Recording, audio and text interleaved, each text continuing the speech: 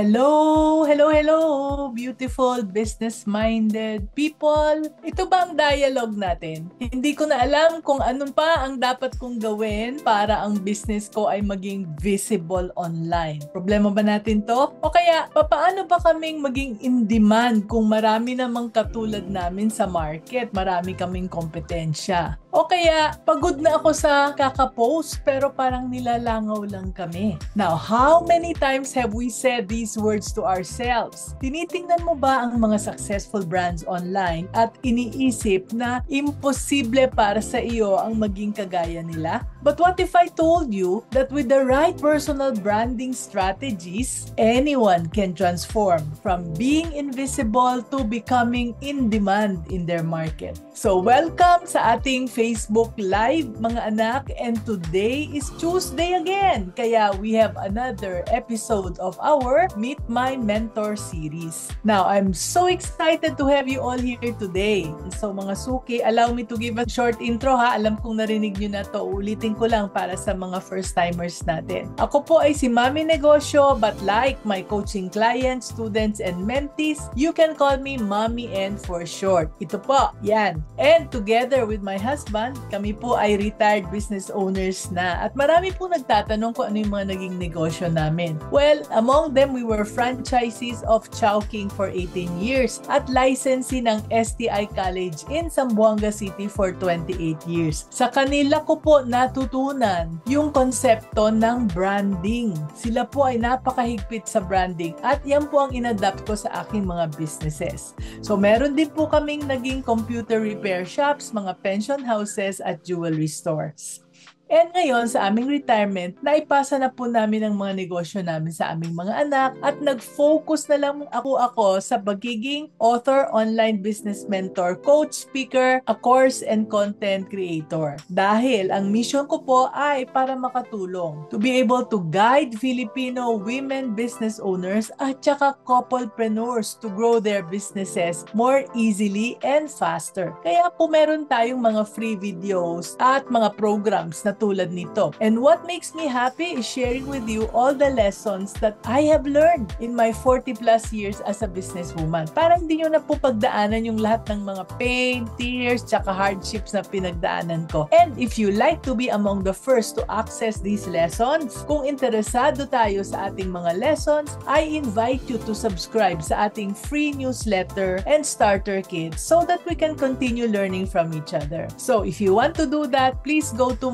maminegosyo.com right now and sign up for more free resources. That's maminegosyo.com. Do it now bago makalimutan. At may mga freebies po doon. So, today, we're going to be talking about how to transform your business from invisible to in-demand. Branding po ang lesson dyan, no? So, with the right branding, you will get to be seen, trusted, and chosen. Now, konting kwento lang, ang guest natin today was highly recommended to me by my mentor na si Coach Alan Ngo. Napanood natin siya, no? He was my guest many months ago. As early po as February ng 2021, dapat nagkatagpo na kami. Kaso, hindi inalaw ni Lord dahil nawala yung aking email sa kanyang inbox sa dami ng kanyang mga emails na natatanggap. So, sana nagkaroon na ako ng magandang branding noon. Pero dahil siya ay nakafocus sa mga international clients at that time, hindi pa talaga panahon. But 4 years later, exactly February din, itong taon na to, 2025,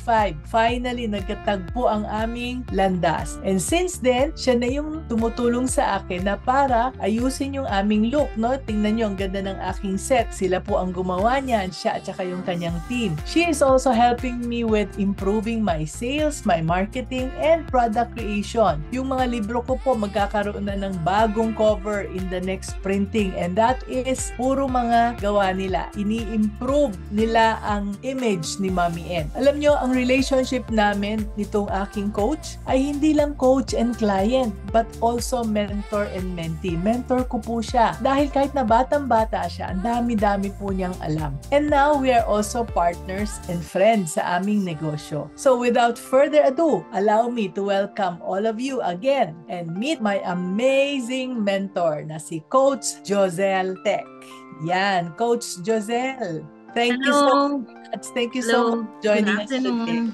Hi. Yeah. Hey, everyone. Yeah. Coach, no, I'm going to ask you maraming questions, ha? Tapos, after I ask the questions, I will be asking questions also from our viewers sa Zoom at saka sa Facebook. Okay lang ba? Yes, of course. Okay, great. I will start na, Coach, ha? Yes, so, okay. First question. Coach Josel, no, pang-international ka na, no? You built a global personal branding business. While meron ka ring hindi nakikita ng marami, pero some of you, if they go to your website, they will see that you have been navigating life with a spinal muscular atrophy. No? Karamihan ng mga PWDs, actually, nagtatago na lang sila sa bahay. Pero ikaw, you have been very visible both online and offline lately. Parang araw-araw nakikita ko yung iyong mga shorts and reels. So can you share how your own journey from being invisible to becoming invisible? Paano siya nangyari? Paano siya nakatulong sa iyong pagtutulong sa mga tulad namin na mga business owners ngayon? Okay. Thank you, Mami Ann. And first of all po, I want to say thank you for inviting me to be with you as a guest. I'm really excited about this. So, first off, I'd like to introduce myself personally. I'm Giselle Tech. I'm the founder of Personal Branding Studio, who helps experts communicate their expertise online. So, before any of this, I was also someone who was struggling to be seen. As you said nga, Mami Ann, I live with a disability. I have spinal muscular atrophy na nagpapahirap sa akin para makakilos, makalakad. So I've always been in a wheelchair. And I've always felt like I was behind so many things. That's why when I was starting out, actually I do my own thing. Kumbaga lagi lang ako nasa bahay. I've been working for, I think more than 15 years already. And back in the days, hindi pa naman uso itong mga work from home, freelancing, mga negosyo na pang bahay. So back in the days, nandito lang ako sa kwarto ko, sa computer ko, and paulit-ulit lang siya ng ganon. And somehow, I feel like I was doing okay. Until dumating yung time na nahihirapan ako, nag-i-struggle ako to actually have a job. Kasi from one job to another, nagpapalit ako, or sometimes I try to pursue some other skills, you know? But then, hindi ko pa alam yung, wala pa akong concept ng pagko-content, wala pa akong concept ng online presence, ganyan. Because when I was starting out, I also avoided being on camera. Nagpo-post ako, let's say Facebook, Friendster pa nga nun. I would post quotes or mag-share, ganyan. But it was just it. Like, I have never thought about putting myself out there. But then, you know, ang pinaka na-realize ko, Mami Ann, was even if magaling ka, people won't know that unless you make it easier for them to find and understand you. Kung hindi nila alam na magaling ka at ikaw na nakakalam, wala rin mangyayari. So, kahit naghahanap ka ng opportunities para sa'yo, mahihirapan ka because no one actually knows what you are capable of doing. Let me have a quick share. Back in the days, I think 2015, 16, around those years, meron naging event. It was Offcon. It was the very first time na lumabas ako sa lungga ko. And doon ko na-realize na, oh my gosh, ang dami-dami palang katulad ko na nag-work from home. That's why, akala ko, ako lang, parang ano yun, in my head, akala ko, ako lang yung nag-online freelancing kasi mga kaibigan ko naman, iba yung work nila eh. But then, doon ko nakita how wide na yung freelancing space in the Philippines. Back in the days, hindi pa nagpa-pandemic, no? Pero malawak na. Doon ko nakita na kung ganito karami yung competition in terms of finding clients, I have to really step up my game. And there was that one person na may nagtanggit na, I think it was CJ Cajoles, if I'm not mistaken, na sabi niya, uy, look at her. Kahit na naka-wheelchair siya, she's here showing up. While others have so many excuses na hindi makakapunta sa event kasi malayo, kasi traffic and all those things. And that moment really changed my thinking. Na napaisip ako na, oh nga no, parang if you really want people to see you, if you really want people na makilala ka, you really have to show up. So, I think that's the backstory, Ma'am Ann, nung kung paano siya nag-umpisa talaga. So, I was also someone who didn't know anything. I was also someone na nahihiya to really put myself out there until I realized, the more I do that, the more na pinahihirapan ko yung sarili ko, makuha yung mga oportunidad na gusto ko para sa akin. And when I started to show show up, eventually, people started reaching out. Minsan natanongin nila, oh, I didn't know you helped this pala. You actually do this. Parang wala akong ka-idea. I was looking for a person who can help me para dito. Or kasi there was also a time na nag-business ako, nagbebenta ako ng mga products. Yung nag-e-com na ako back in the days, wala pa yung Shopee, Lazada. So, when I started really putting myself out there, products ko, services ko, and really sharing about it, doon ako nakakuha talaga ng more opportunities. Kaya until now, Mami N, it's something that I have really treasured. I think this is what I teach my clients. The same thing. Start with what you have. Start with what you already know. And then paunti-unti, hanggang sa masanay ka, hindi mo mamamalayan, ang dami ng oportunidad na lumalapit sa'yo. So, yun. Wow, I love that. I love that, Coach, no? If you want to be known, show up. No, kaya nga kung saan-saan tayo nagkikita, no? Kasi alam mo naman ako at my age, 70 years old, kila seminar junkie, nag-a-attend ako ng mga events kung saan-saan. Buwabalandra ako. Yes, kasi di ba, Mami N, may kasabihan nga sila, best known beats best. Talo ng kilala kahit mas magaling ka. Kasi kilala ka na best beats best. Yan. Kahit na magaling ka, pag hindi ka kilala, walang kwenta. No? So, yan. That's truly inspiring, no? Kasi yung iba talaga, lalo na, tulad ko, matanda na ako, nakakahiya naman. O kaya, meron akong disability, nakakahiya naman. O kung ano-ano pa na imaginary disability, no?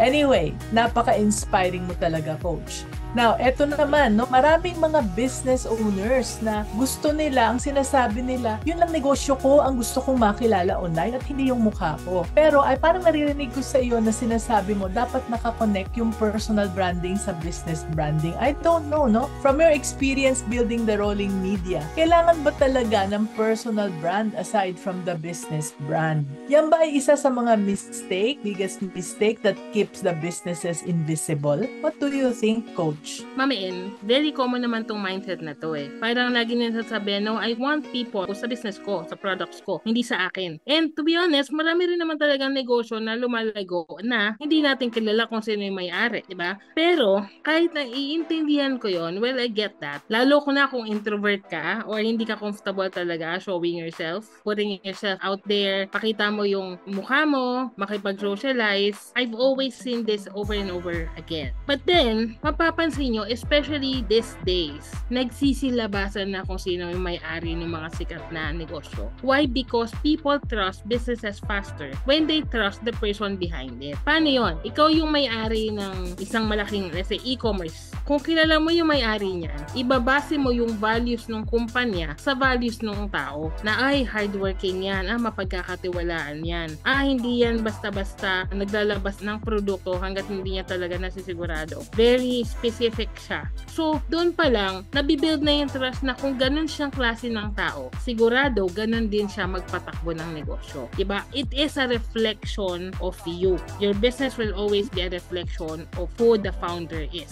So, ang dami kong mga nakakausap na prospect, kliyente, mga nagpapakonsult, naglalabas sila ng napakagagandang branding. Talaga may mga pakulo sila, may mga gimmick sila, pero bakit wala nag-i-inquire? And when I asked them, nasabi mo na ba kung bakit mo tinayo yung negosyo na yan? Have you ever told people why this business matters? Or bakit nag-i-exist tong negosyo mo beyond sa pagkita ng pera? And usually, sinasabi nila, hindi pa. And most of the time, that's the missing piece. Ang gusto ng tao, yung totoo, yung raw, yung bang makaka-relate sila. They don't want it to be polished. They want real. Kaya mapapansin nyo yung mga influencers, yung mga content creators na basta nagbablog sila, they're just being themselves, and then eventually, nagtatayo sila ng businesses kasi nakapag-build na sila ng trust at connection sa tao. And when you get to have that, whatever product you create, tatanggapin niya ng mga taong nanonood sa'yo, sumusuporta sa'yo. Kasi kilala kanila kung anong klaseng tao ka. Most likely, ganong klaseng tao ka rin sa pagnenegosyo. And so, ang daming mga tao gusto nila magnegosyo. Tama naman, ang akin lang kung gusto mo maging mas mabilis yung paglago ng negosyo mo. Kung gusto mong mas makilala nationwide or even internationally, you have to be doing different things. Kasi sabi nga nila, di ba, if you keep doing doing the same thing, you will get the same results. So kung nakasanayan mo na puro negosyo, pero walang emotions, walang personality, walang kakaiba. So hindi mo ma-differentiate yung sarili mo sa ibang negosyante, sa ibang services, kasi most likely, meron at meron ka naman talagang kompetensya. But if you start to own it na this is my business, I am the founder, and you are exactly the brand. Akala kasi na mga tao, ako lang yung nagtayo niyan, I'm just the founder. But really, you are exactly the brand. And building your brand online, especially online these days, will definitely help you a lot if you want to go exponential. It's very given. One of my favorite business content creator, all-in-one, si Petit Bakery. Kung masasearch na siya, I think she already have thousands of following and millions of views. What she does is, bibake siya lagi ng araw-araw ng mga cookies, and then she just shows herself. Nagkukwento siya minsan kung ano yung bagong flavor ng produkto niya. Minsan kinukwento niya kung bakit ba niya naisipang gawin yung negosyo. Ang dami-daming angulo. Pero basically, she's just really sharing her passion of baking. So, anong nangyayari? Nakikilala na sila ng tao, nakikilala na yung produkto niya, nakukuha niya lahat ng opportunities para doon sa business niya. It's one of my favorite kasi makikita mo nag-enjoy lang siya, nagkukwento lang siya, pero sumikat yung brand niya, plus maganda yung produkto. Kumbaga, magaling yung pagkakakilala sa'yo ng tao. People trust you. And then when they get to buy your product, it is good. So, anong nangyayari? Babalik at babalik yung mga customers. More retention, more revenue for you and the business. I hope that makes sense, Mami N. Yes, thank you so much. So I'm taking a lot of notes, and what I have written here is people trust businesses faster when they trust the people behind it. Parang na-convince mo na ako na pag-usapan ko rin yung negosyo ko, no? Alam niyo po, ako po ay founder ng aming jewelry store.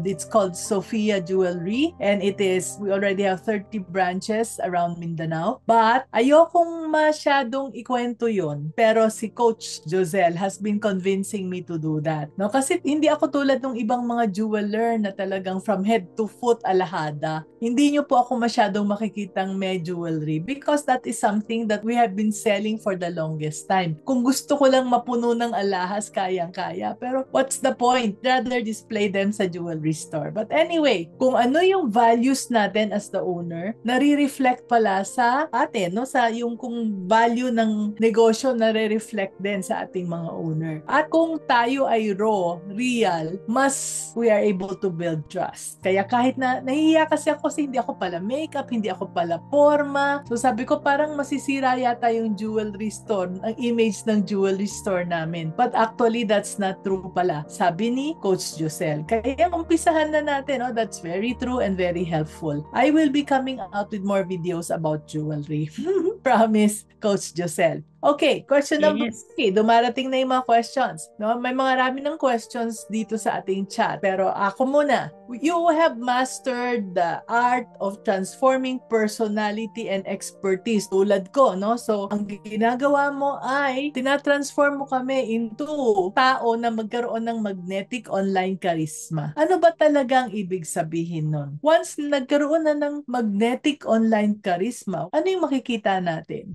I think it's when someone shows up online and you just feel them, yung ramdam mo sila kahit hindi pa sila nagsasalita, wala ka pa masyadong alam sa kanila. Maybe nakakita ka ng isang content, nakapanood ka ng isang video, pero ramdam mo sila. Because you don't even have to meet them in person. But somehow, may gut feeling ka na, okay, itong tao na to. May feeling ka na mapagkakatiwalaan to, na totoo kung ano man yung sinasabi niya. Somehow, there's that gut feel that you trust them, respect them, and actually wants to hear more. Parang, ang sarap niyang pakinggan. Sige nga, gusto ko pang tignan kung ano man yung mga content pa na nilalabas niya. And I think it's not about energy, yung pagiging maingay, pagiging malakas yung aura, or hindi siya sa script eh. It's when someone talks about what they do in a way that feels so natural, sobrang grounded and full of conviction. Yung alam niya talaga yung sinasabi niya eh. Kasi, you know what, I remember working with a coach back then. She wasn't really loud. She was very soft-spoken. And she wasn't trying to impress, but she was consistent in sharing her process, her lessons, yung mga views niya, mga reflections niya. And that's what made her magnetic.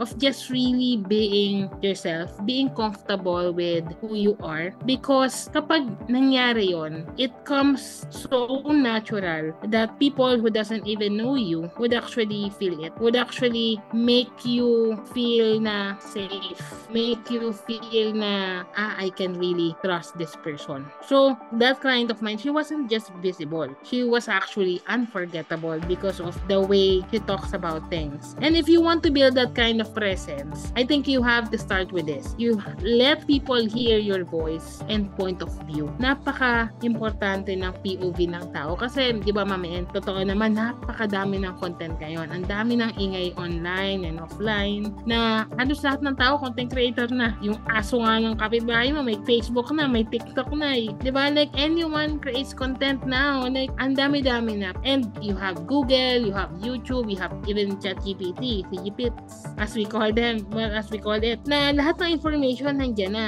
So, ano pa yung, parang ang tanong kasi ng tao, ano pa bang ilalabas ko? Lahat na naman ng information nandiyan. Ang hindi nila nakikitang perspective is, ano yung POV mo for a certain information. Kasi, pwedeng nandiyan yung information, pero kapag ikaw yung nagkwento, kung ikaw yung nagkaroon ng reflection or ng lessons, magdedepende sa perspective mo, sa lente ng isip mo, ng mga mata mo, kung paano mo siya nakikita. And most of the time, yun talaga ang hinahabol ng tao. It's not really about the content. It's not really about the context, but really the POV of the people sharing about it. So, with that, yung simpleng ganon, that you get to let people hear your voice and point of view, napakalaking factor na yon. Because that will show your personality in how you write captions, in how you explain things, and even when you respond on comments. When it comes to content naman, hindi naman kailangan laging video eh. Although video is one of the fastest growing and most impactful kasi parang kausap mo na yung pinapanood mo. But then even through comments, through captions, maipakita mo lang yung boses mo doon, yung point of view mo, napakalaking bagay na. And that's what makes you magnetic. Na everything's just normal with you, natural with you. Pero tingnan ka pa lang nila, konting usap pa lang, na-attract ka na. Just like with you, Mami En. Diba? Nung nasa ako naman muna tayo, people was drawn to you. Kasi makita ka pa lang nila parang, si Mami En nandito. Parang nakita ko, pinagkakaguluhan ka doon, Mami En eh. Na people was wanting to reach out to you na parang sabi pa nila na they wanted to hug you. They feel like parang nakita nila ulit yung mami nila.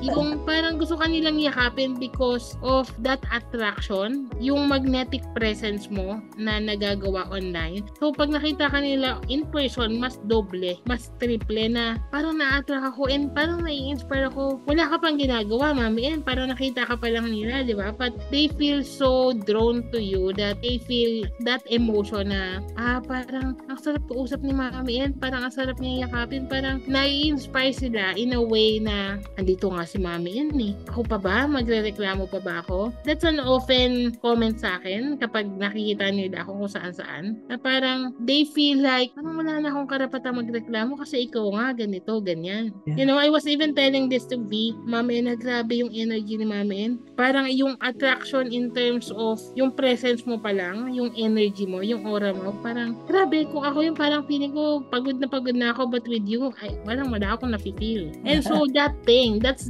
basically what magnetic charisma is, especially online. Na when you put yourself out there, you don't have to talk a lot. You don't have to explain anything. But whatever you have on your brand, pagpunta pa lang nila sa profile mo, ramdam ka na nila. I think that's it.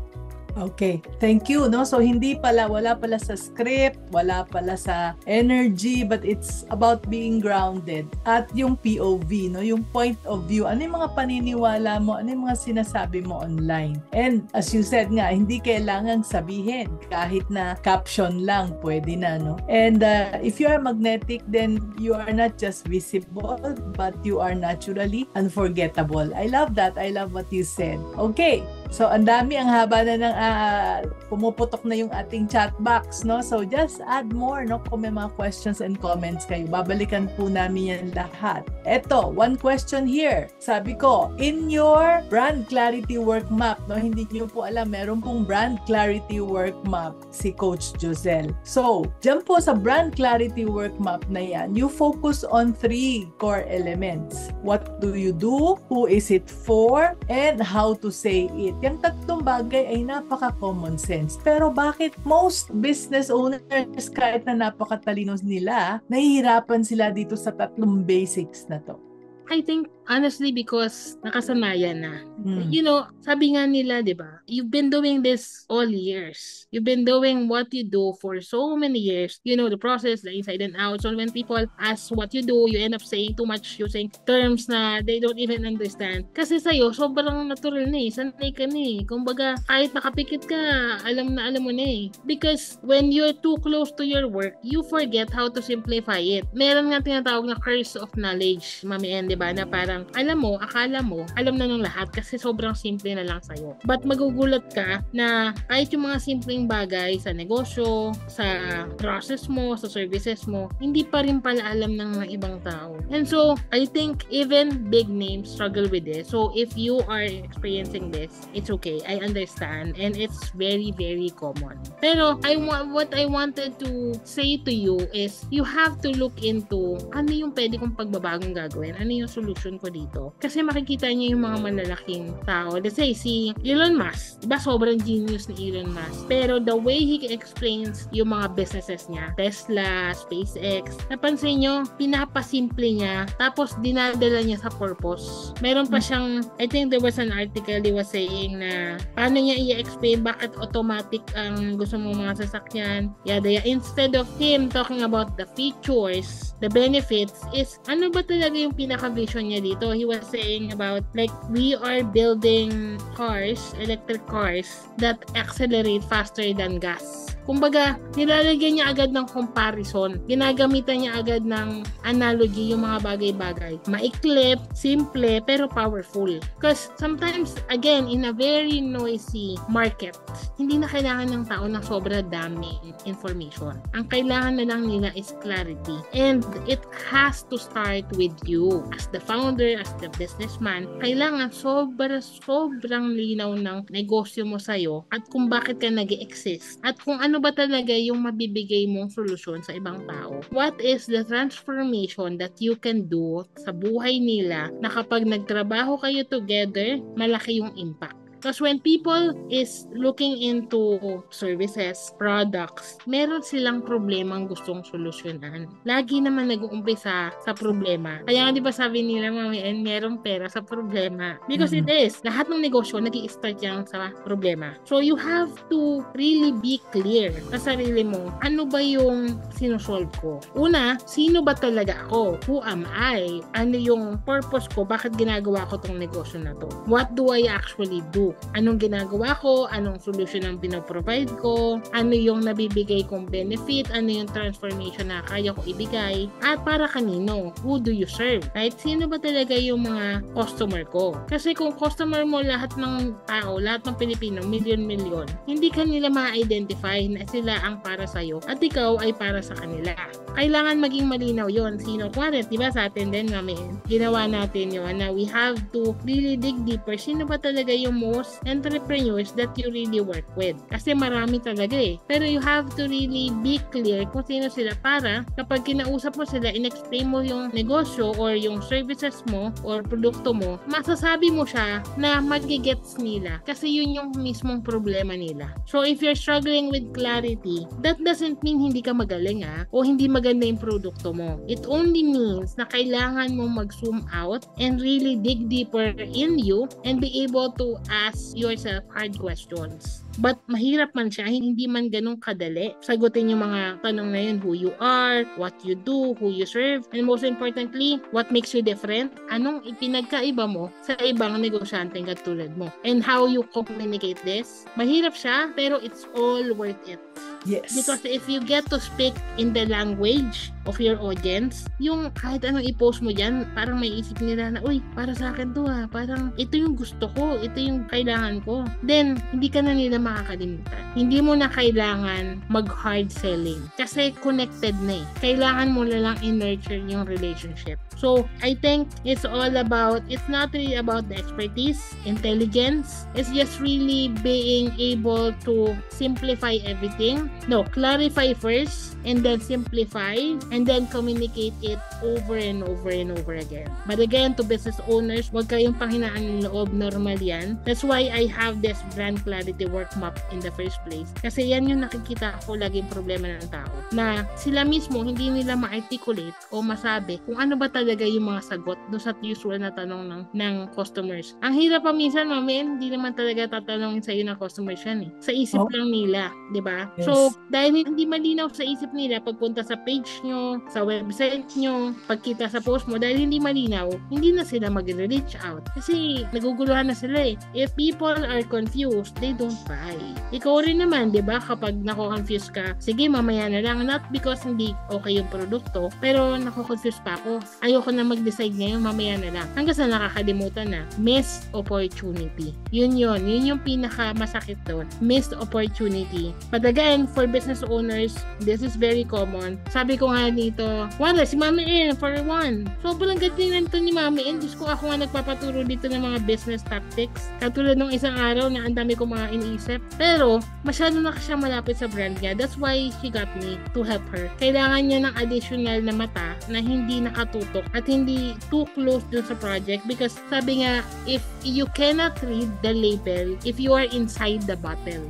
Kasi nasa loob ka eh. Di ba, Mami? Hindi mo talaga siya ma-figure out. So, you would need an extra set of eyes, an extra set of brain to really think with you. So, yeah I think that's it. Yes, totally. You just spoke to me, Coach, no? Kaya hindi ba remember kami ni Coach, we were together last Friday with our mentor na si John Pagulayan. Parang maloka-loka kami kasi kung ano-ano yung pinag-iisip namin, yung pala napakasimple lang. Kaya nga, dahil nasa loob kami ng bote, hindi namin nakikita yung brand. Yes. So, John Pagulayan will be one of our guests in, siguro within the month, no? So, watch out for that. Yes. So, yon.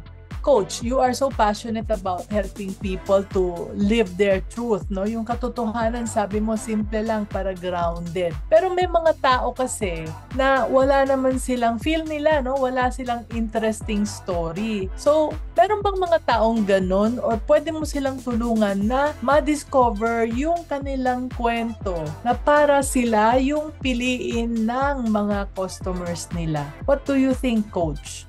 Okay. For that, kasi again, this is something very normal, very common. Like, sabihin natin na magkwento ka kasi tungkol sa sarili mo. And then, you would automatically say na, di naman ako ganun pa ka-successful. Nag-uumpisa pa lang ako. Or, ito yung usual na naririnig ko, wala namang special sa story ko. Or, ang boring naman ang buhay ko. Ano ikukwento ko? Pero, ang gusto ko sanang maisip mo, kung, let's say, 35 years old ka na, 40 years. Kaya, para sa'yo, walang special kasi para sa'yo, boring. Kasi 40 years of your life, alam mo yung buong kwento. Ikaw mismo kasi you are the one who lived through that life. Diba? 25 years ka na nag-exist sa mundo eh. So, 25 years mo na rin alam yung kwento mo. Pero magugulat ka when you start sharing bit by bit, paunti-unti. Magugulat ka na, meron pa na nakaka-relate sa akin. Ay, hindi lang pala ako yung nakaka-experience ng ganun. Kasi ako, I'd experience that na parang, madrama yung madrama yung story ko. Or parang boring naman, parang wala namang interesting. But then, konting sharing, konting kwento, magugulat ka na, uy, alam mo, na-experience ko rin yan. Na, uy, ganyan ka rin pala. Alam mo, back in the days, nangyari yan sa akin eh. So, magugulat ka na sobrang dami palang pwedeng makarelate sa'yo. Ito nga yung sabi ko eh, di ba lahat tayo nakadanas ng pandemic, right?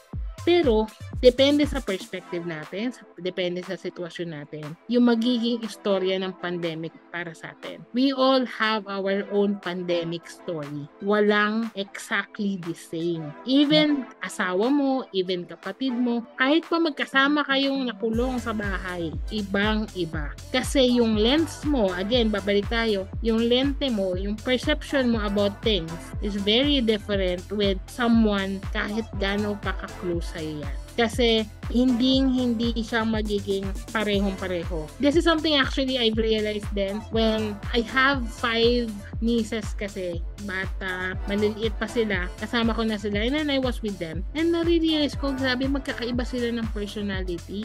Kahit nasabay-sabay naman sila lumaki. And I remember our OM sa business told me na, pare-pareho sila ng pagpapalaki, pare-pareho sila ng pagkakasama sa bahay, pero iba-iba naman yung consume nila na content, iba-iba naman yung kaibigan nila. So, iba-iba yung storya nila, right? So, doon ko naisip na totoo talagang there's no exact story, there's no exact thinking of people. And that is your advantage. I want to remind you guys that your story doesn't have to go viral to be valuable. Hindi mo kailangan maging viral para maging valuable. Let's say si Mr. Chinkitan, yung story niya very straightforward. Lumaki sa hirap, nagkamali sa pera, natuto, ngayon nagtuturo tungkol sa pera. It's not about drama, hindi naman siya agad nag-viral. It is about the transformation. At hindi mo rin kailangan ng nakakaiyak na mga moments in life. Kung masaya talaga yung buhay mo, huwag ka na umiyak. Diba? Hindi mo kailangan ng, para viral, para matindi, para may impact. No. You just have to be honest. Because, again, babalik ako dun sa isa kong clients na wala naman daw siyang kwento. She just likes helping people, organize their life, helping them communicate their thoughts sa ibang tao. Turns out, may full-time job siya, ginajuggle niya yung full-time job niya, kasama yung mga anak niya, and then still found the time to really save people hours of work dahil sa mga sistema ginagawa niya. That alone is a very good story. Yeah. A reason to trust her. Diba? Kasi gawa niya nagkaroon na siya ng sistema sa sarili niyang buhay. Pag-juggle ng mga anak, ng mga trabaho, ng boss, ng sarili niya. So, kapag gumawa siya ng sistema para sa'yo, alam mo agad na it can work because based sa story ng buhay niya, it is working, right?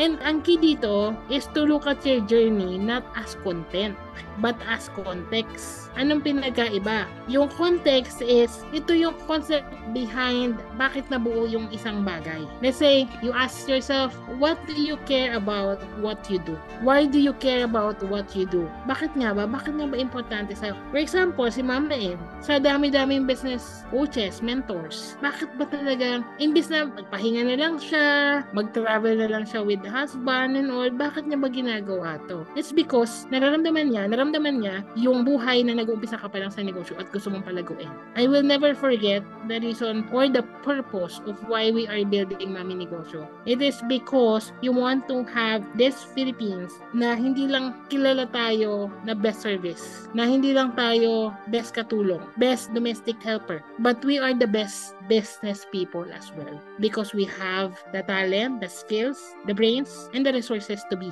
So, hindi kailangang laging mag-aral, magtrabaho, tumanda, tapos. Maraming ibang ruta na pwede. At ikaw nga, Mama, yung pinaka-best doon kasi yung ruta na pagpupuntahan mo ng mga mentees mo na pagdaanan mo sa sobrang 70 years of your life, ang dami mo ng rutang pinagdaanan. Oops, wag ka dyan kasi napunta ko na yan. Dead end dyan. Lipat ka dito ka dumaan. Diba? Kaya nagkakaroon ng resulta talaga yung mga mentees mo. And I think that's a very, very good point. Kasi once you shift into the context of the purpose, why are you actually doing it? Mas nagkakaroon ng lalim. At dahil mas may lalim at may rason, mas eager ka to create results. Right? And again, this is not about is this dramatic enough? Actually, that's what I don't like with the television, reality TV. Kasi kailangan mo na talagang makakapagdamdamin talaga yung mga nangyayari para maging powerful. But no, when you own your story, that becomes your superpower. Right? Yeah. Kahit si V. Cortez, yung partner ni Kong TV, I don't really watch their vlogs and all. But then, at one point, I saw a video of hers talking about her products. hawak niya yung mga products niya. I think nag-lipstick siya noon, ganyan, nag-makeup siya. And then she was just sharing simple things about being a businesswoman na kasi okay naman na talaga yung partner niya, si Kong TV, but she wanted to have her own worth.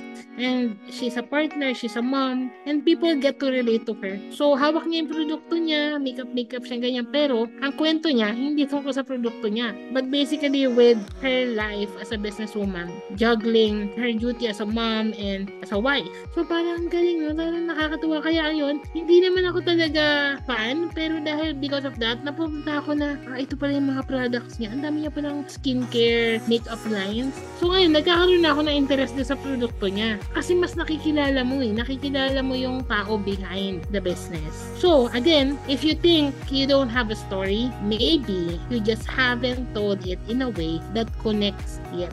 So, you have to let your experiences lead the way. And that alone can make you magnetic. Yay!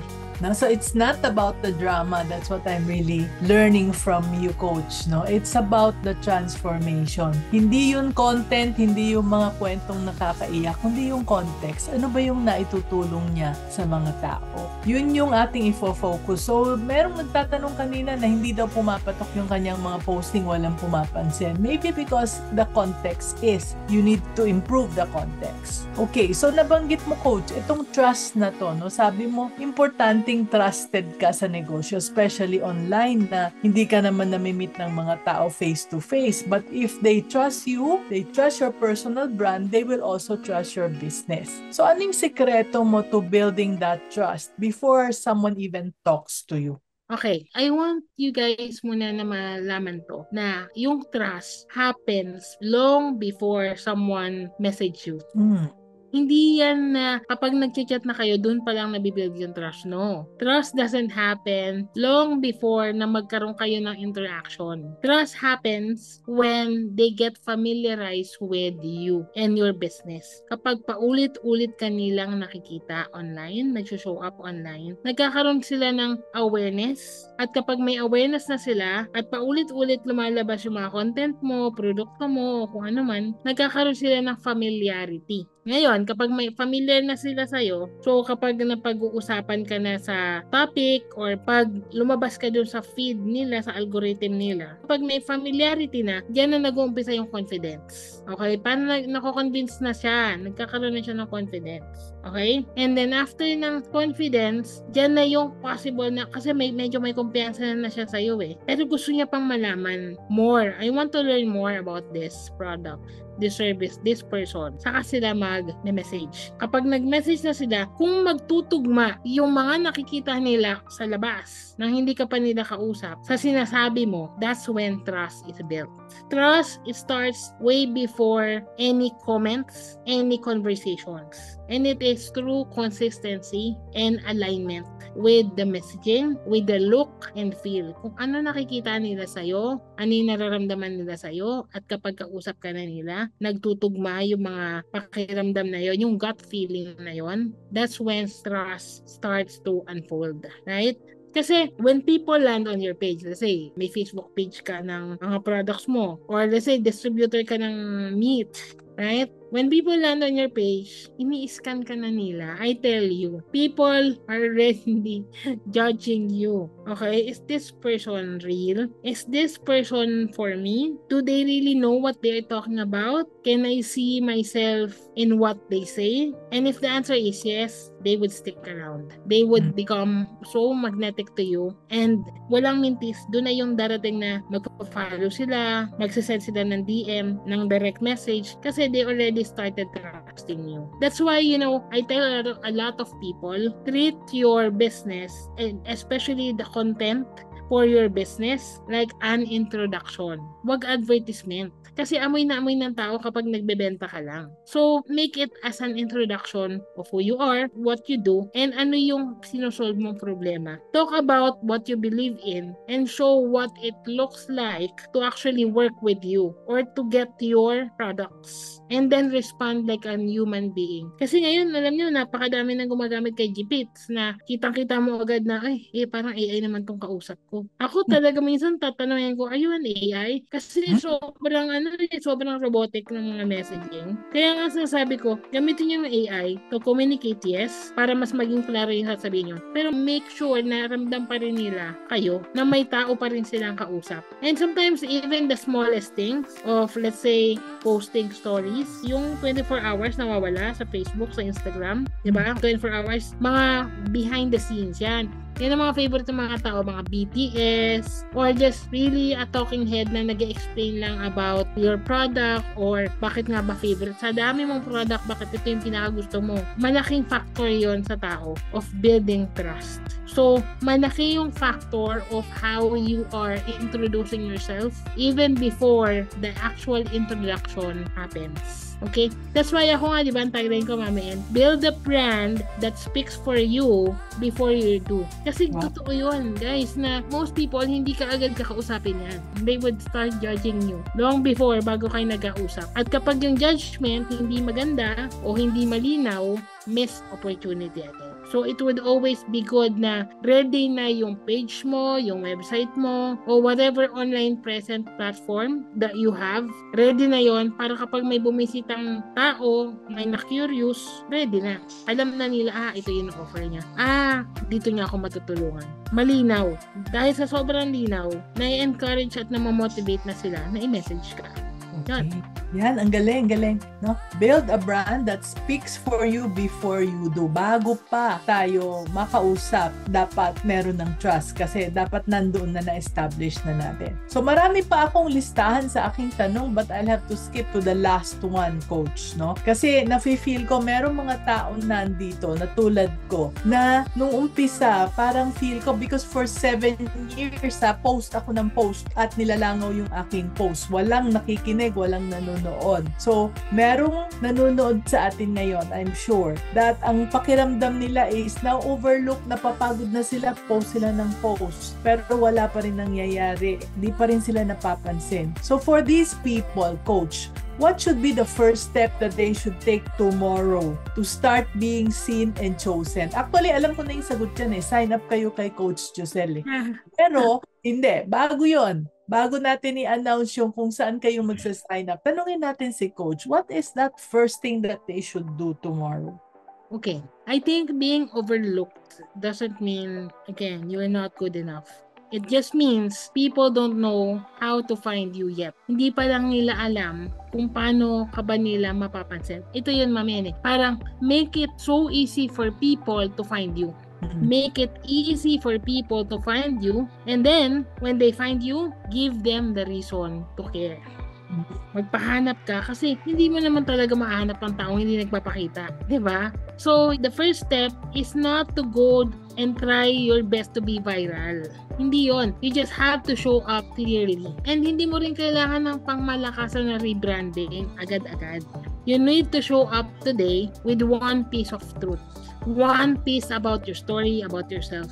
Like, kailangan mo lang siyang umpisahan. Kumbaga, magtanim ka para in the future, pwede ka nang mag-harvest ng pananim. Just like yung Mami N, di ba? Like, you have been planting seeds for so many years. That's why it is now time to harvest the fruits of your consistency, of your clarity, of your creative juices in na binigay mo everything for free. You know?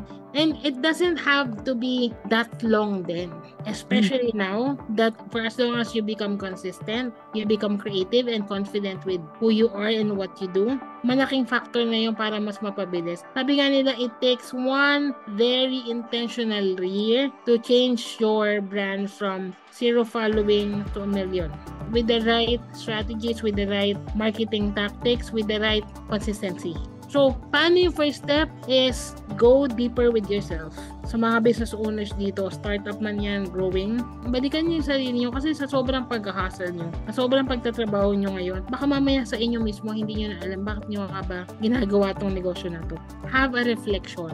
We call it introspection na you have to turn back at balikan nyo yung sarili nyo. Ba't ko nga ba inumpisahan tong negosyo na to in the very first place? Lalo sa mga tao nagtatanong na, para sa akin pa ba to? Ito pa ba talaga yung gusto ko? Para saan nga ba tong lahat ng to?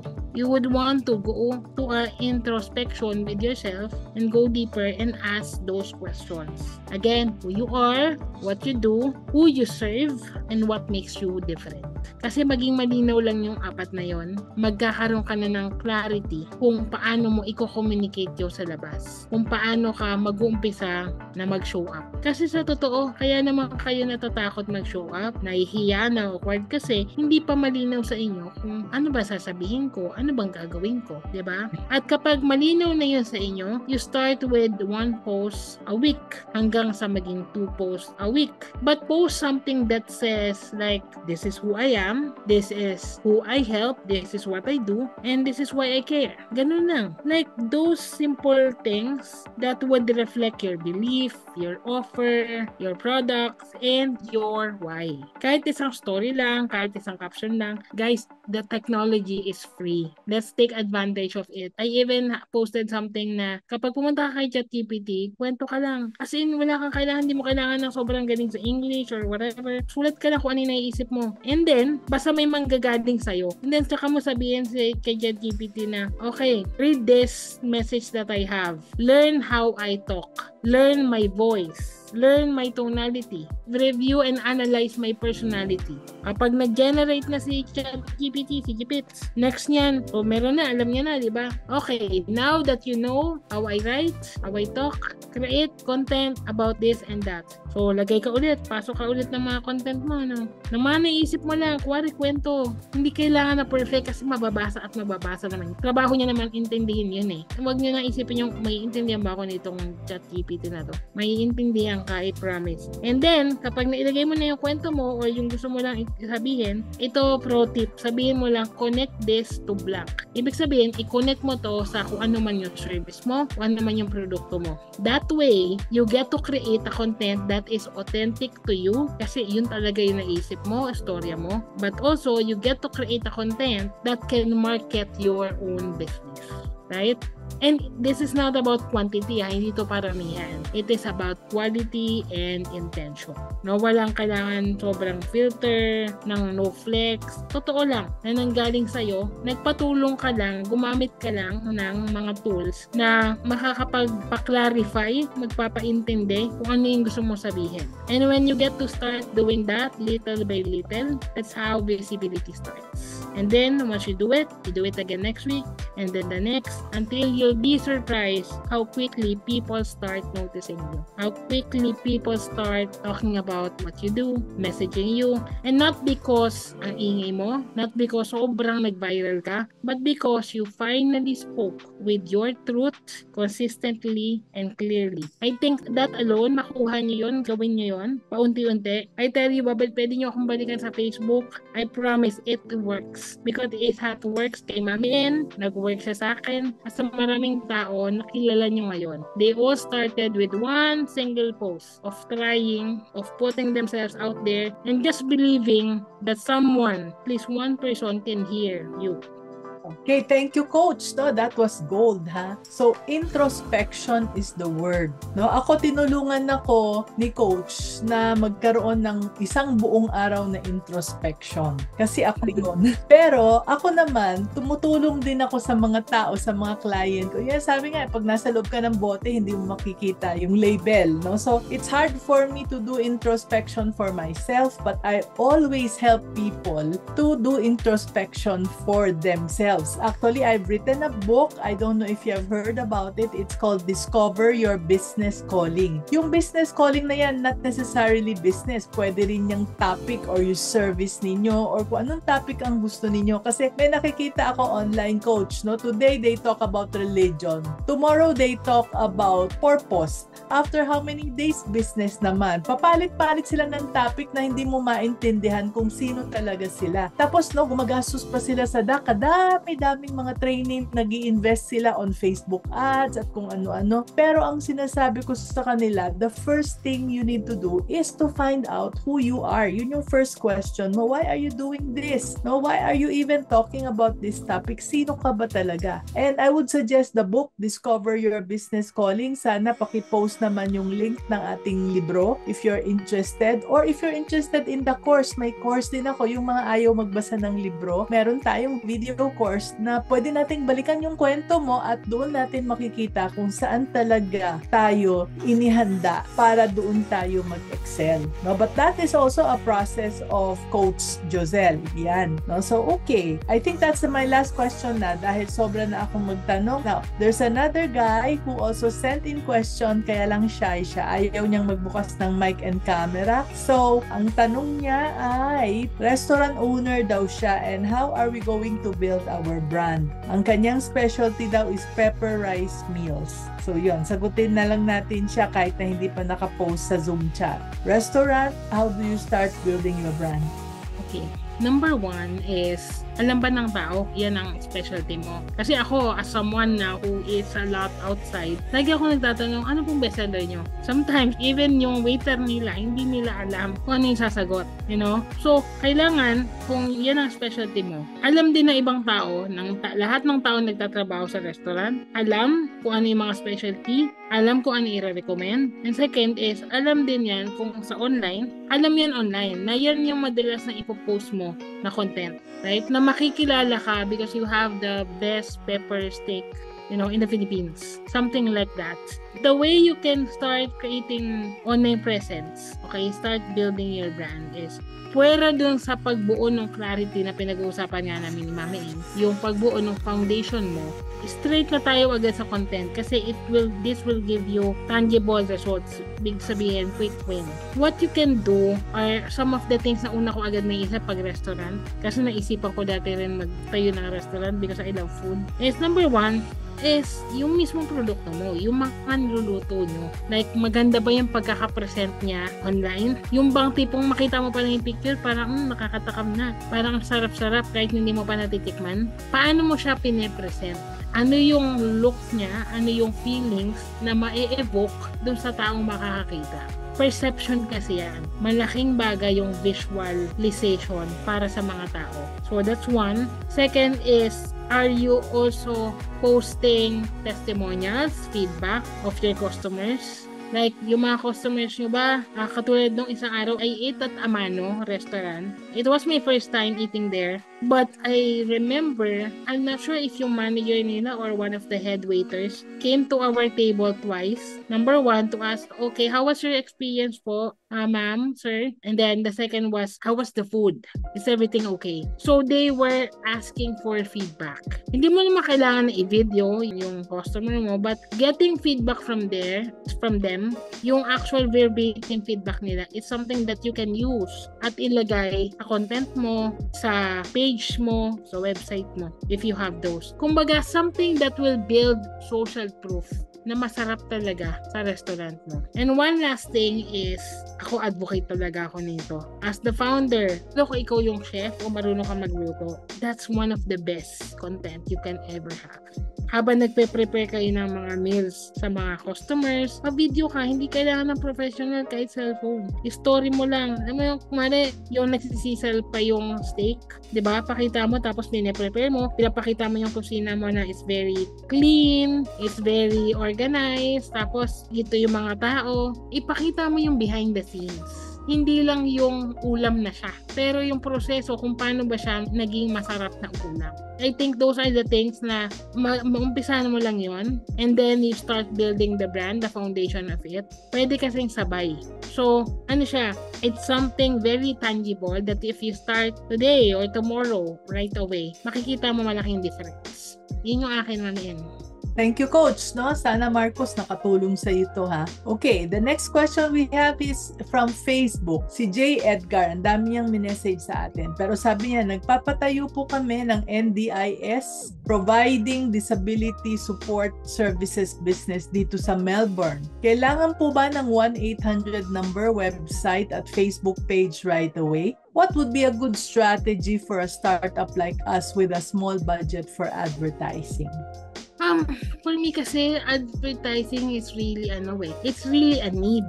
Okay? Kailangan talaga siya, lalo na sa very noisy market right now. Pero, for me, akin lang naman to, and the way I also learned this from other people who are experts with ads, okay, advertisement, kasi maglalabas ka ng pera dyan eh. Ako kasi, risk taker ako. Pero sa mga ganitong bagay na alam ko maglalabas akong pera, magta-trial and error ako, I would go start with organic first. Kung ano man yung pumatok organically, yun yung gagamitin ko for ads.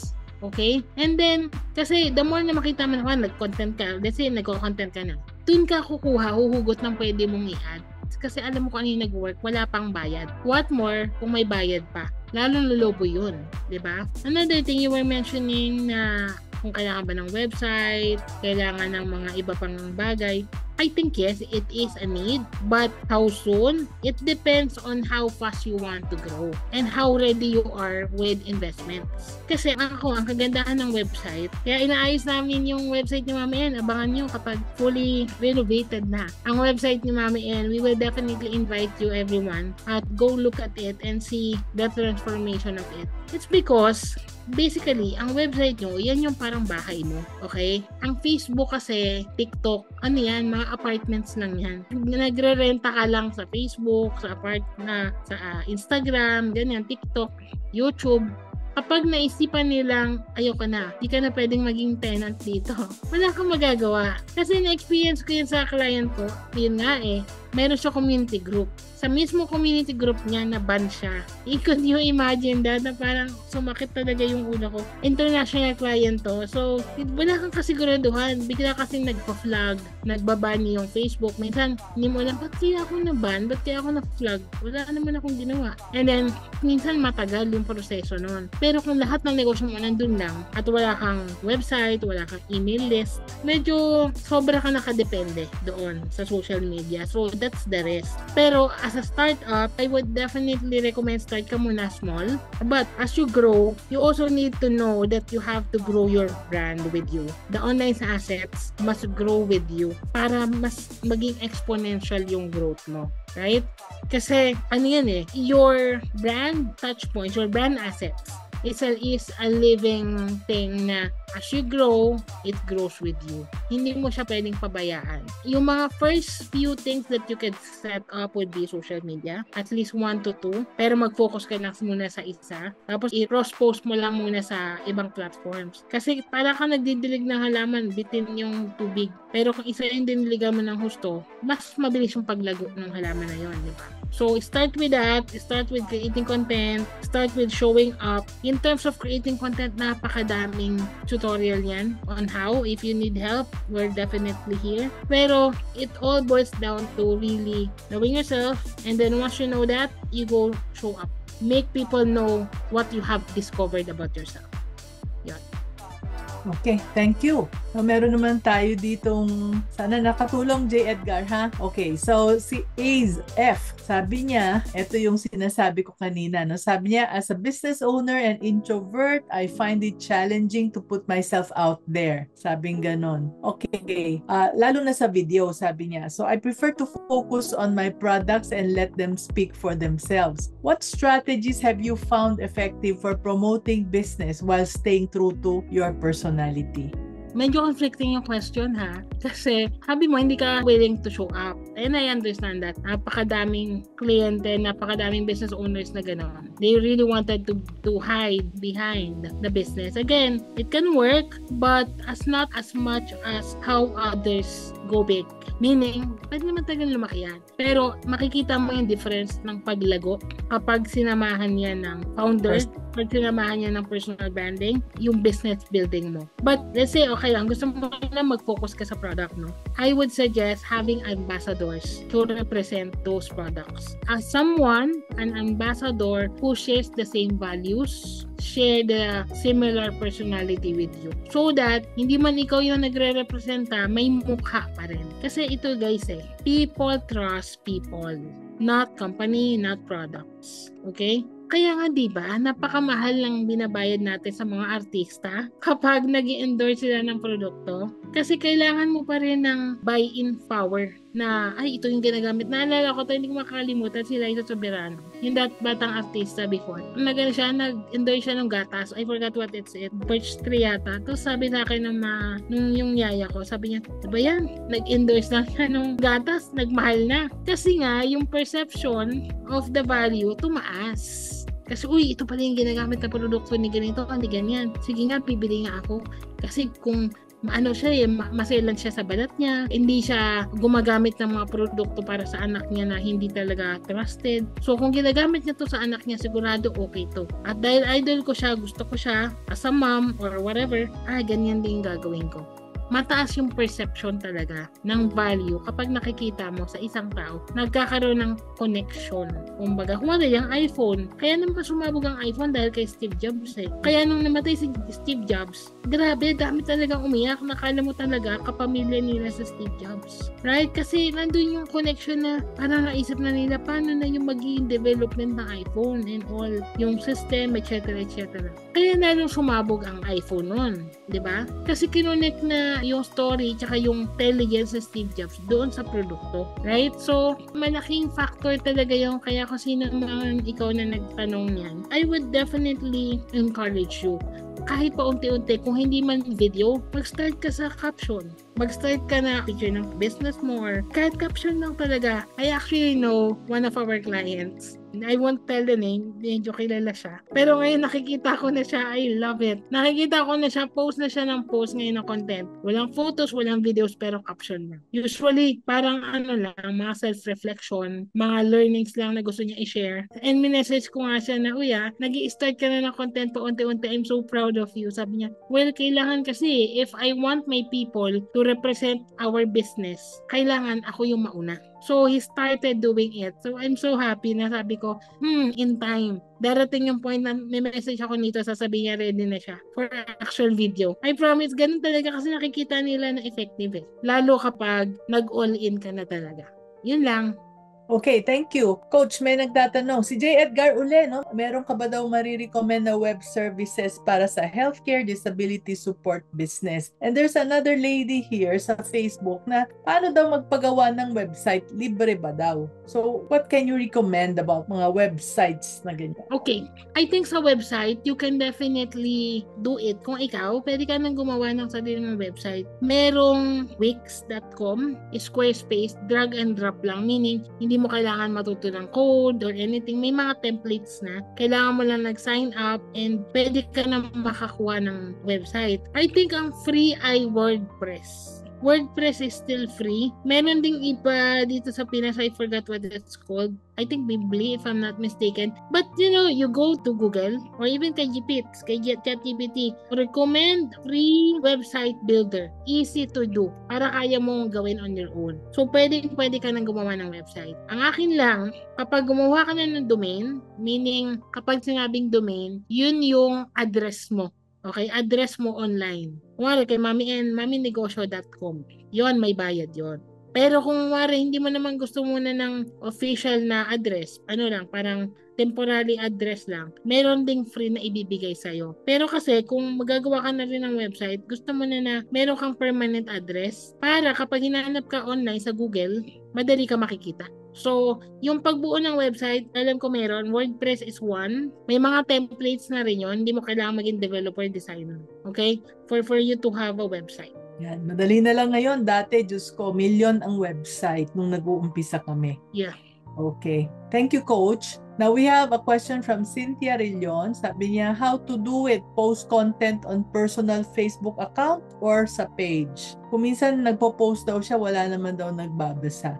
Okay. Actually, si Mami N ang expert dito eh. Mag-1 million na yung following niya ni Mami N. Pero ang akin, I think, in the beginning, you start on your own profile. Bakit? Kasi meron ka ng friends sa Facebook profile mo. Diba? And promise, wala naman talaga magbabasa niyan or wala mag-engage yan sa una. Talagang minsan maguguluhan pa sila na, ano itong bigla siya nagpo-post ng mga ganito. Na-experience ko yan, for sure na-experience din yan ni Mami N. Bago nakakuha ng mga million views si Mami N, nagkaroon din ng mga langaw yung mga una niyang content. 7 taon. Napaka-normal yon. Okay? Pero ang sinasabi ko kasi dyan, mag-post ka para lang at least magkaroon na sila ng awareness. Yun nga yung sabi ko, diba? Awareness breeds familiarity. Familiarity breeds confidence. And then confidence breeds trust. And when trust is built, it builds sales. Diyan na papasok yung kaperahan. So, marami yung paglalakbay, guys. Hindi yung pag-post ka ng content kahit isang linggo, meron na agad. Sobrang galing mo na nun. Sobrang swerte mo na nun. But yung normal na proseso, it takes time. It is a long-term game, pero it's so worth it. So, post ka na ng post, profile muna. Kapag nagkaroon ka na ng traction, then you build your page. Or, if you want, you build your page, pero i-share mo pa rin siya sa profile mo. Kasi wala naman nakakaalam ng page mo right now eh. So, i-share mo siya sa profile mo para at least mas magkaroon ng chance na may makakita nun sa profile mo. Pero alam niyo, ito yung napapansin ko kasi nga dahil na-inspired ako kay Mami Ann. Because I've been building other people's empire, I've been building other people's brand. Na-realize ko, I have to start building my own brand para rin may social proof ako. And so, you know what I realized, lalo kapag sa page, or kaya sa profile actually, yung Reels is one of the best way to get eyeballs, meaning opportunities na may makakakita, nakakanood sa'yo. Kasi, I don't know with the old algorithm of TikTok and especially Facebook, kapag Reels, halos lahat na nag-engage, naglalike, hindi ko friends. Mga tao na bago lang ako nakikita. So, I think kapag consistent ka nagpo-post ng Reels, lumalabas yun sa algorithm ng ibang tao. Parang ini-invite nung Facebook yung hindi mo friends, pero yung labas. Diba sa'yo rin, Mami Ann, may marami nag-engage sa'yo. Hindi naman nag-follow sa'yo. Kaya dumadami na dumadami. So, consistency talaga in posting. Kahit nilalangaw pa yan, huwag mo intindihin. Kasi, sa totoo, mas okay din yun kasi nagpa-practice ka pa eh. Ayaw mo rin naman makita na ang dami ko pa palang palpak. So, practicein mo lang ng practicein. Para kapag magaling ka na gumawa ng content, papasok na yung mga visitors, yung mga views. At least, pag nakita nila, ay, okay yung mga content niya. Diba? Yun yung work around ko with that. Yung thinking ko na gawin ko lang to as a practice para dumating yung time na magkaroon ako ng breakthrough na resulta, mas gamay ko na siya. Mas mauulit ko pa yung mga ginawa ko kasi na-practice ko. Yeah, thank you for that. No, practice lang, sabi ni Coach.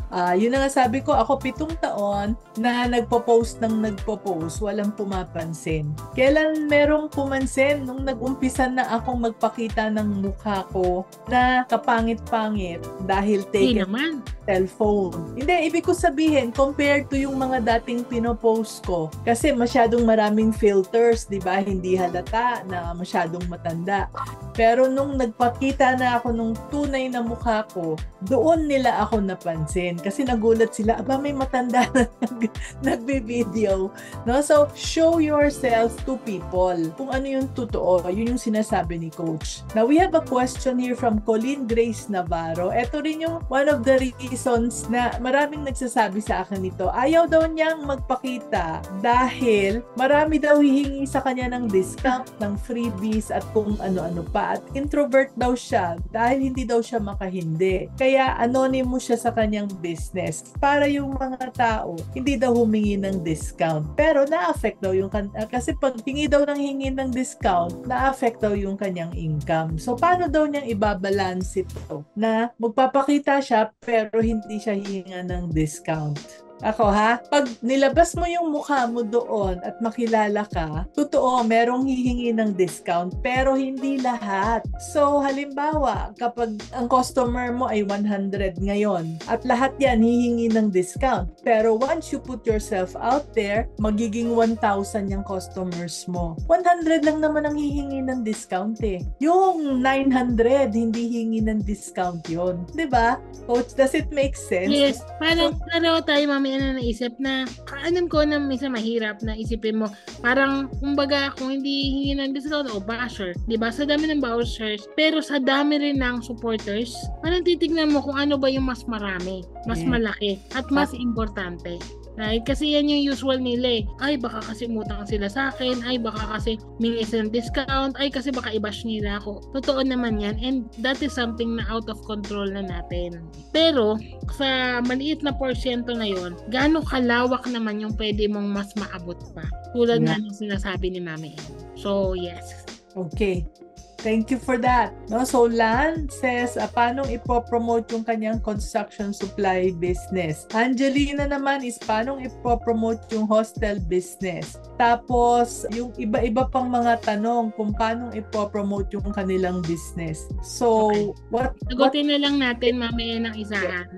Yes. Basically, how can you promote your business? As I mentioned kanina, number one, point of view mo as the owner, that's number one. Second is behind the scenes. People often mislooked the power of behind the scenes. Kasi ang lagi nila pinapakita yung lahat ng well-produced, well-polished na magaganda na. Pero ang tao, curious yan kung paano ba nangyayari sa loob. Right? Behind the scenes talaga yung yung proseso ng paggawa. For example, yung sa may constructions. You know, I have this friend na I think nasa 750k na yata yung following niya. Nag-start lang siya talking about process of construction. Educating people about constructions. Hanggang sa paunti-unti, pinapasok niya na yung mga products niya. Hanggang sa paunti-unti, dahil lumawak yung lumawak yung network niya. Nagkaroon pa siya ng podcast just to talk about constructions, mga materyales, and then ang mga guests niya sa podcast niya, yung mga supplier niya doon sa construction kasi 'di ba sa bahay, ano ba mga kailangan diyan, iba't iba yung materials niya, 'di ba? So kasi siya, architect siya, yung asawa niya engineer, parang ganoon. So gumawa sila ng content talking about building houses, construction, educating people, nagtuturo sila hanggang sa napalago nila. Now, yung mga nakikipartner sa kanila,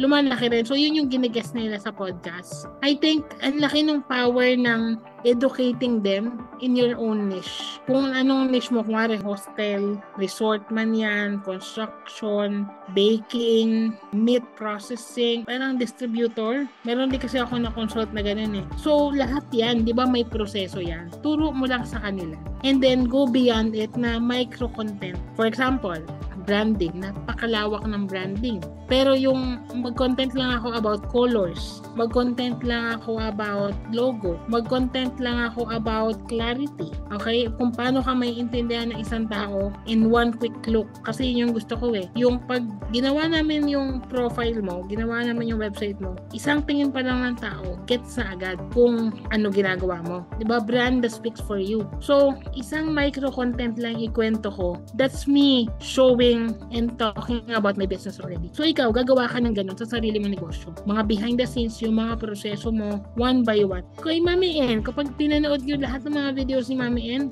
halos lahat yun nanggaling sa mga experiences niya. Sa empleyado, diba? Sa pagde-delegate. Kwento ko lang ha, meron pala tayong magbagong lalabas ng libro. Excited ako dito kasi kailangan ko rin to eh. Grow Your People Pinoy. So, abangan natin yan kasi, lahat yan experiences with people. So, parang ganun kay Mami N. Nagkukwento muna siya ng ito yung mga approach niya, style niya sa pag-hire, sa pag-delegate, sa pakikipag-communicate sa mga staff niya. So, doon pa lang, meron nang naiisip yung mga tao, may nakukuha ng value. Sa'yo, ganun din. Isip ka ng mga bagay na sa'yo, normal lang, pero sa ibang tao pala, ganun pala gawin yun. Parang, you get to educate them. Kapag kasi may natututunan yung tao, may nararamdaman sila sa'yo, that alone is already a value. I hope that helps. Okay, thank you. That was very valuable, I'm sure. No? Behind the scenes at saka give them value about mga micro topics about what you are doing. Now, I think this will be our last question. Cynthia Relion, sabi niya, 3 daw yung kanyang negosyo. Travel, insurance, at saka, ano pa ba yung isa? Real estate. Paano daw siyang magkakaroon ng 3 brand sa 3 niyang business? Okay. Ako, mabilis agad naisip ko. Travel, insurance, and real estate. Okay, number 1, ano ba dyan yung pinakamalakas ang traction mo pagdating sa revenue? Kasi ang iniisip ko agad niyan is yung 3 brand pillars mo. Number 1, your work. Let's say, ipasok natin sa work ay real estate. Okay? Second is yung values. So, ang ipasok natin dyan yung insurance. Okay, real estate this is how, kasi sikat naman talaga ang passive income when it comes to real estate, right? So, dyan yung sa trabaho. Talk about all the opportunities that you can get for doing real estate.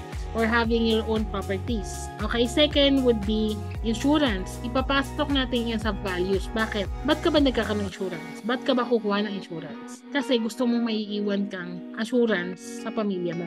Right? Value of family, value of responsibility. So, pinapasok mo yung content na value, pero in the end, subtly, nabebenta mo rin yung insurance. And then third, travel. Let's say, ang maging positioning mo dito is you are passionate of traveling the world, exploring. So, dito mo maipapasok yung business. So, pwede mo siyang pagsabay-sabayin. Magiging magkakaiba lang yung positioning. Yung real estate about making money, for example. Then, second, insurance is about being family-oriented, being responsible, loving your family, ensuring na kung ano man mangyari sa'yo, meron at meron may iwan sa kanila. Okay, and then third, yung travel agency na you showcase that you are passionate of traveling. Maybe you showcase yung mga travel experiences mo. Dito kasi sa lahat to storytelling na style. Pero ang mangyayari niyan is the way you position it, iba-iba, work, values, and passion, but it all boils down to your businesses. I think that's a very good approach kasi nung unang sabi pa lang ni Mami, yun yung ako, yun ang gagawin ko talaga. Kasi that's a very, multifaceted positioning ka dyan. Pero pwede at pwede pa rin. It's about positioning and creativity talaga kung paano mo siya ikukwento. Yes, I totally agree with you, Coach. No, ang galing, no? Tulad din itong si Chess, ha? Si Chess, I know last question na yun, pero parang pareho kasi. No, wala daw siyang sariling brand. Marami daw siyang mga branded products na binibenta. How can I stand out sa social media? Tapos there's also one person who said here, si Dory Santos, sabi niya, anong website na gagawin ko? May food supplement, milk tea at food business po ako. Ang naririnig ko kay Coach is, hahanapin mo yung common na value kung anong meron ka at yan yung i-establish mo kung sino ka. At tapos, i-connect mo para pwede mong pag-usapan yung lahat ng bagay mo, milk tea man yan, kung ano man branded na items yan, no? I also acknowledge si MK about small-time kids clothing business online din, ano? Tapos, etong merong isang hindi ko maintindihan na Arabic ang pangalan na advice on starting a jewelry business. You can message me directly na lang, no? Because that is my business and I can give you advice on that. Tapos, meron ding isang si My Mortel, sabi niya, online business na electronic gadgets such as power banks, etc. Who else? Yeah, Korean Food Mart, Elizabeth Dingko, at kung sino pa yung hindi ko na nabasa dahil sa last na yung mga questions ninyo dumating. So, ang sagot doon ni Coach, no, nabanggit na ni Coach yung kanyang sagot, yung behind the scenes. Ano yung kaibahan ninyo? Drugstore daw, no? Ng known brand. So, ano yung kaibahan ng drugstore mo? Ano yung mga values mo? Sino ka? And yun ang talagang yung sinasabi ni Coach na POV, point of view mo, ano yung pananaw mo na kakaiba. Although pareho ang negosyo, pero ano yung kakaiba na nasa sa iyo? Tama ba sinabi ko, Coach? Yes. Natututo na ako sa branding, mga brand. Yun nga, ma'am, pwede tayo mag-partner dyan sa branding. Basically, ano yung unique mechanism mo? Ano yung unique sa'yo na lalabas? Minsan, pro tip, minsan kung ano yung ayaw mo sa'yo, flaws mo, minsan yun pa yung magpapa-stand out sa'yo. Kumari sa akin, yung wheelchair ko, di ba? Totoo kapag when I'm invited, kita ako agad kasi ako lang naman naka-wheelchair doon. It is a flaw, it is, let's say, a weakness, but it becomes strength. Kasi ginagamit ko siya to become my uniqueness. So, yun. Yes, that's so true. No? So yung mga hindi namin nasagot, please message us sa Facebook, sa maminegosyo.com, pwede rin. Meron kaming email address, pakipost na lang. So balikan kita, Coach Josel, ang dami naming insights and learning, ang dami ko nang tinype dyan at marami pa rin silang itatype. So maraming salamat sa pag-share ng expertise mo sa amin. At pakinggan natin ang final words ni Coach Josel para sa ating viewers. Anong final words mo that you want to leave them with? Okay, if any one of you feels scared of putting yourself out there, of creating content, that's totally okay. That is validated. Okay?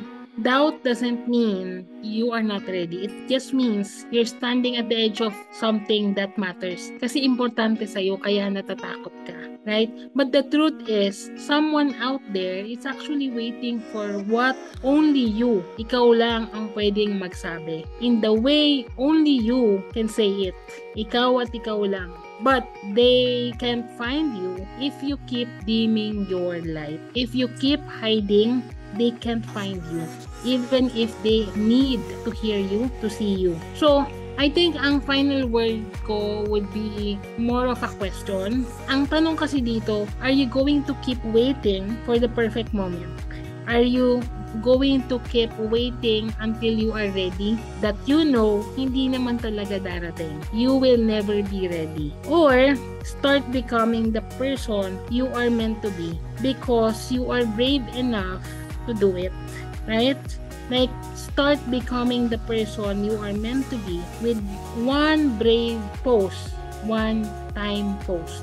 Because again, if you are ready to go from invisible, nang wala nakakakita sa'yo, into in-demand, na kumakatok na sa'yo yung mga customers, willing to give you the money for your business, then you just have to build a brand that makes people feel seen, remember, and choose you over and over and over again. And you just have to repeat that. But you start with being brave enough to believe that you deserve a spot in this world. Yun lang. Thank you.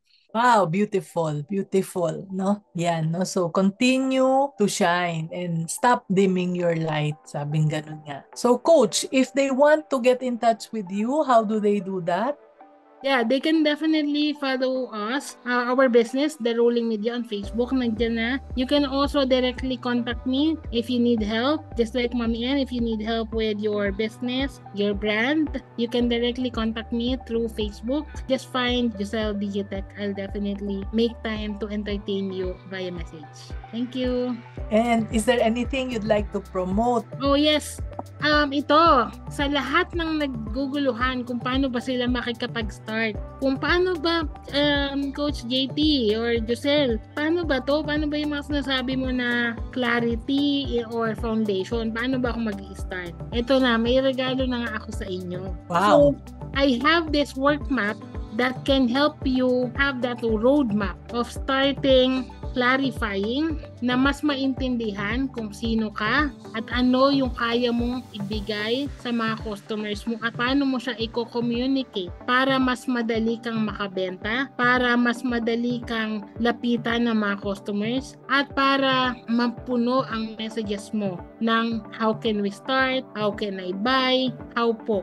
For us to do that, I'm giving you this brand clarity work map. Ang best part nito is I used to sell this $999 2 years ago. But this year, since ang dami ko nakikita, ito lagi yung problema nila, I started selling this for only 199 pesos.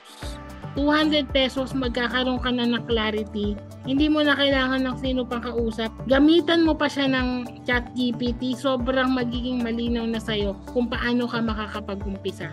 Parang nag-milk tea ka lang, para ka lang nagkape sa Starbucks. Ganun lang, ginawa namin ganun. Yung presyo para anyone can actually have that freedom to understand and know themselves better and also understand and know how to communicate it. Kasi ito talaga yung pinakamalaking problema. I think the link is here, tama? therollingmedia.com brand-clarity. Yes. Thank you very much. Maraming salamat ulit, Coach Giselle. And it's been really an honor to have you here. I would like to thank you sa panunood. Remember to sign up for our free starter kit sa maminegosyo.com. And don't forget to get in touch with Coach Giselle, joseltech.com. Ang Facebook page po ni Coach Giselle is eto, The Rolling Media, nandyan po ang link at yung kanyang special offer, sayang to, $199 lang, Diyos ko, iniisip pa ba yan? Diba? And I think even if they are abroad, no? Like the guy who is from Melbourne, pwede silang bumili nito, right, Coach? Yes, definitely. This is worldwide. Actually, I sell this with my international clients. And then I started selling it dito sa Pilipinas dahil na-realize ko nga maraming kailangan din dito. Definitely. I also work with international clients, actually mostly international. So anyone from abroad, I'm happy to serve you. Yan. Okay. So if you found this session valuable, join us again next Tuesday, ha? Because I'm super excited to announce that next Tuesday, on July 8th, we'll have another episode of our Meet My Friend series. O pag-uusapan natin dito kaperahan. Maraming nagtatanong about this. No? Meet My Friend series, how to get your first business loan. A simple guide for small business owners. Mahirap pong mangutang sa bangko, pero ang ating guest will be si Sir Jules Mungcal, who is the Vice President, Sales Channel Head for Luzon ng Security Bank. At ito ay, yung office niya, ang tawag doon ay Business Banking Segment. Malaking may tutulong nito sa ating mga business owners dahil kahit na gaano kalaki ang business natin, getting a loan is something that can surely help us grow our business, di ba? So register na ngayon, register early sa Zoom. It's in the chat box and comment section. Andiyan na ba ang link? Yes, nandiyan na nga, no? Ito, yung www.maminegosyo.com/mmfs-Jules Mungcal. Click nyo lang yan at you can register right away para mapasama naman kayo sa ating picture taking. Okay, so thank you everyone. See you next Tuesday, and until then, keep shining. Do not dim your light. Keep shining and keep being business-minded. Pinoy, bye!